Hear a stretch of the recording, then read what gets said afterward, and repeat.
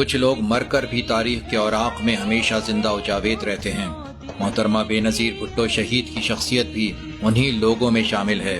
قائد عوام شہید ذوالفقار علی بھٹو کی بیٹی محترمہ بے نظیر بھٹو نے 24 سال کی عمر میں عملی سیاست میں قدم رکھا۔ آپ نے اپنے والد کی طرح ہمیشہ اصولوں کی سیاست کی، جو کہ آپ کی وجہ شہرت بنی۔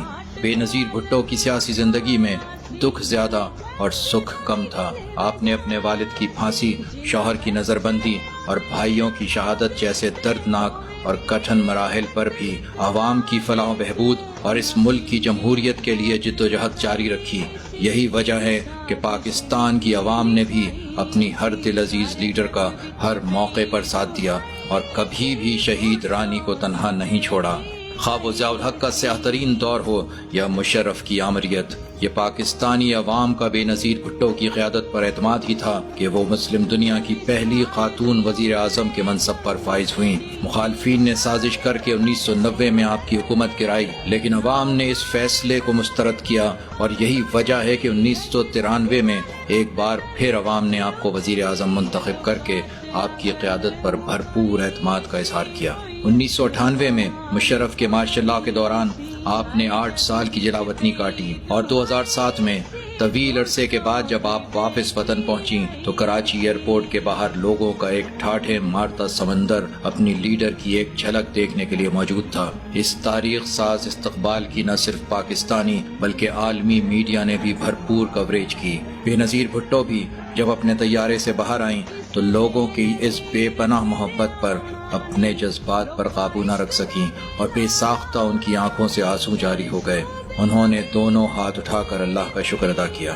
اس بے نظیر پھر آنا نہیں، لوکاں عشق دا میلہ لاؤنا نہیں، چار صوبیاں دی زنجیر بنی، نالے ملک دیا تقدیر بنی، جن جندڑی او دی بنائی سی، انہیں جدی لکھی جدائی سی، سارے جگ وچ پئی دہائی سی۔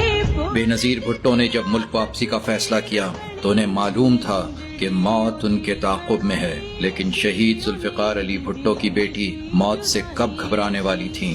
آپ کا قافلہ جب کارساز کے مقام پر پہنچا تو یکے بعد دیگرے 2 بم دھماکے ہوئے جس کا نشانہ محترمہ تھیں۔ آپ خوش قسمتی سے اس سانحے میں محفوظ رہیں، لیکن اس افسوسناک واقعے میں 177 افراد جاں بحق جبکہ 600 سے زائد زخمی ہوئے۔ سانحہ کارساز کے بعد بے نظیر بھٹو کی جان کو خطرہ پہلے سے کہیں زیادہ بڑھ گیا تھا، جس کے پیش نظر انہیں عوامی جلسوں میں شرکت سے منع کیا گیا اور ڈاکٹرز نے بھی آپ کی طبیعت ناساز ہونے کے باعث مکمل آرام کا مشورہ دیا، لیکن آپ نے اپنی جان کی پرواہ کیے بغیر اس ملک کی عوام کو ان کے حقوق دلانے کا عزم لیے جدوجہد جاری رکھی۔ 27 دسمبر کو راولپنڈی کے لیاقت باغ میں جلسے سے خطاب کیا۔ یہ وہی مقام تھا جہاں پاکستان کے پہلے وزیر اعظم لیاقت علی خان کو اسی طرز کے عوامی جلسے سے خطاب کرتے ہوئے شہید کیا گیا۔ ملک دشمن قوتوں نے ایک بار پھر تاریخ کو دہرایا اور اسی جگہ مسلم دنیا کی پہلی اور پاکستان کی 2 مرتبہ منتخب وزیر اعظم بے نظیر بھٹو کو شہید کر دیا۔